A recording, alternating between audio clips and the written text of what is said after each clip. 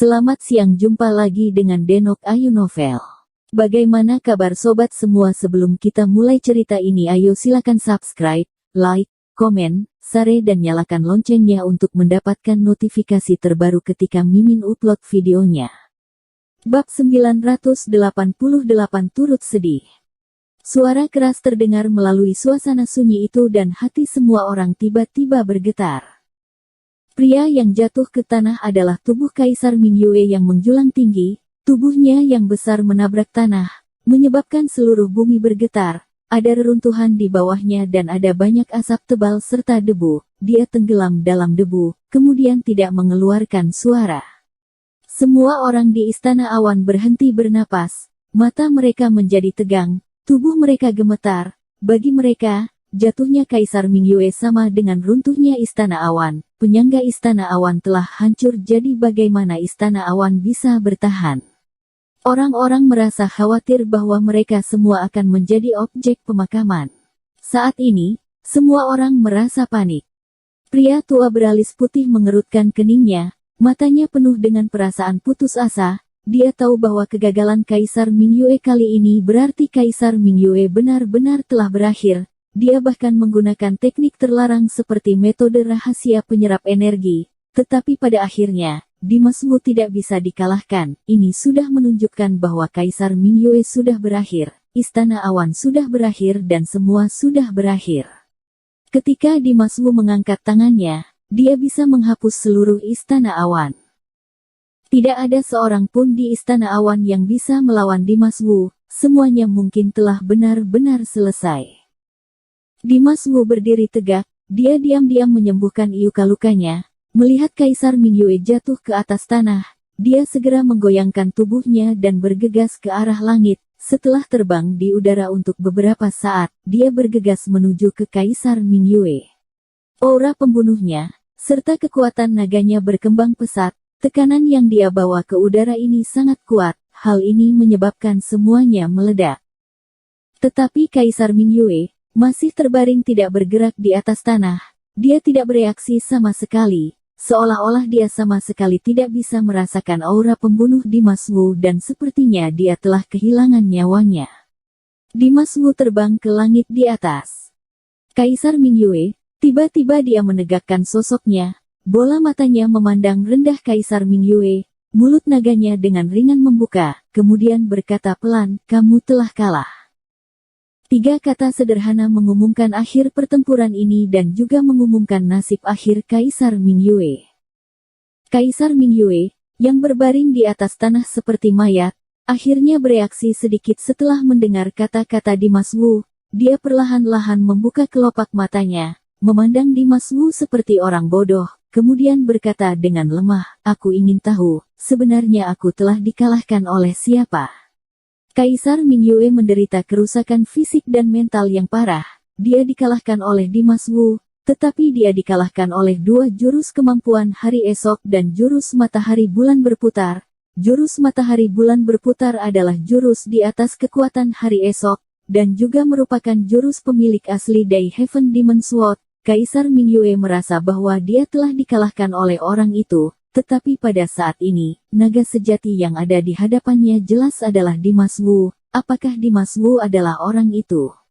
Kaisar Mingyue dalam keadaan kacau berpikir dengan panik, otaknya seakan-akan ingin meledak. Ketika Dimas Wu mendengar itu, dia hanya bertanya dengan nada acuh tak acuh, "Kamu berharap siapa?" Ketika Kaisar Mingyue mendengar kata-kata itu, kilatan ketegangan muncul di matanya. Jantungnya juga mempercepat detaknya. Dirinya tiba-tiba tersadar kembali. Sebelum pertanyaan ini, Dimas Wu menghindari membicarakannya, tetapi sekarang Dimas Wu tampaknya memiliki niat untuk membicarakannya. Hal ini membuat Kaisar Mingyue tiba-tiba bersemangat. Dia menahan rasa sakit dan berdiri dari atas tanah. Tubuhnya masih sangat tinggi. Setelah dia bangun, dia hampir bisa melihat Dimas Wu yang melayang di langit. Dia menyipitkan matanya dan menatap serius ke arah Dimas Wu. Dengan serius berkata, "Aku melihat dengan mata kepalaku sendiri bahwa dia tersapu bersih dalam pertempuran itu. Dia tidak mungkin hidup kembali. Siapa kamu sebenarnya?" Berbagai tanda menunjukkan bahwa Dimas Wu dan pemilik asli Heaven Demon Sword mungkin adalah orang yang sama, tetapi Kaisar Mingyue tidak dapat menerima kemungkinan ini. Dia juga percaya dari dalam lubuk hatinya bahwa orang itu sudah mati dan Dimas Wu tidak mungkin adalah dia. Dimas Wu merenung sejenak, kemudian menjawabnya dengan suara serius, "Aku datang ke Istana Awan hanya untuk mencari tahu masalah ini. Sampai sekarang, aku masih tidak tahu hubungan seperti apa yang aku miliki dengannya." Ini adalah kebenarannya. Dimas Wu benar-benar tidak tahu apakah dia dan pemilik asli Heaven Demon Sword adalah orang yang sama. Menurut ingatan sebelumnya, dia cukup yakin bahwa orang itu adalah Dimas Wu. Tetapi apakah dia benar-benar Dimas Wu? 100 tahun, lalu mengapa dia muncul di benua dunia lain Changlingsu tanpa alasan yang jelas? Mengapa dia memiliki ingatan dari pemilik asli Heaven Demon Sword? Meskipun ingatan ini masih belum lengkap, Dimas Wu bisa yakin bahwa ingatan yang kacau dan rumit di benaknya ini berasal dari pemilik asli Heaven Demon Sword. Ketika Kaisar Mingyue mendengar Dimas Wu mengatakan ini, ekspresinya tiba-tiba berubah.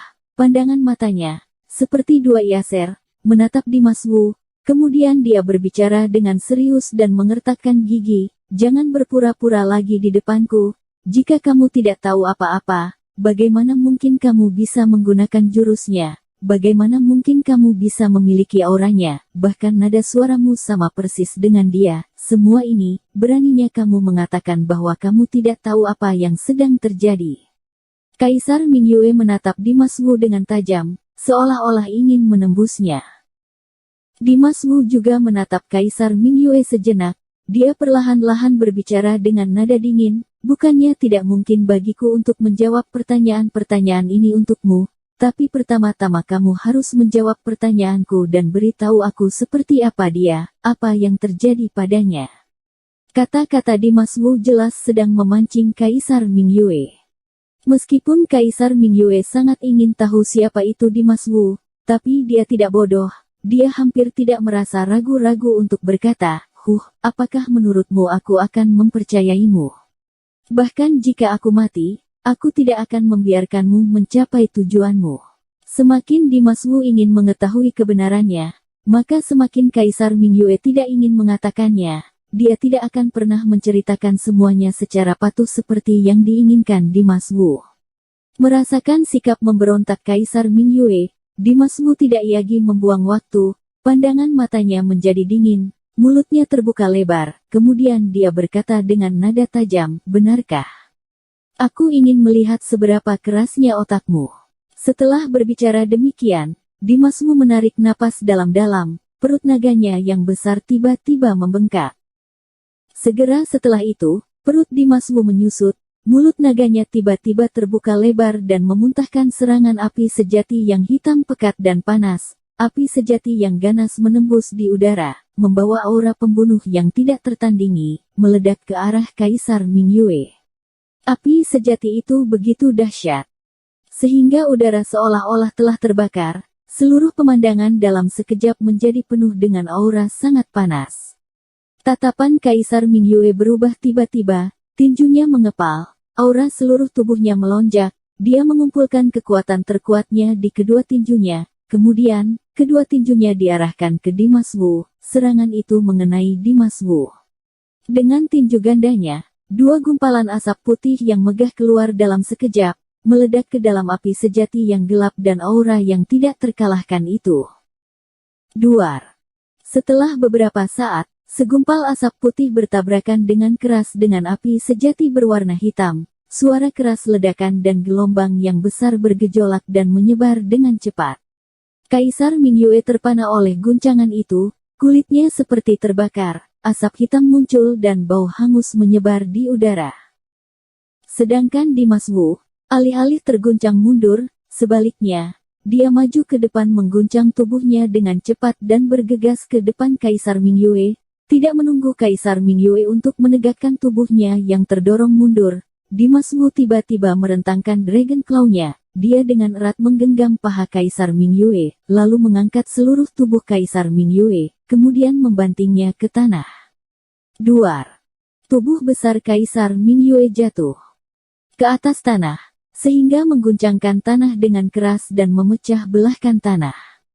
Kaisar Mingyue merasa pusing, seluruh tubuhnya terasa sakit, seakan-akan jiwanya tampak terpisah dengan tubuhnya.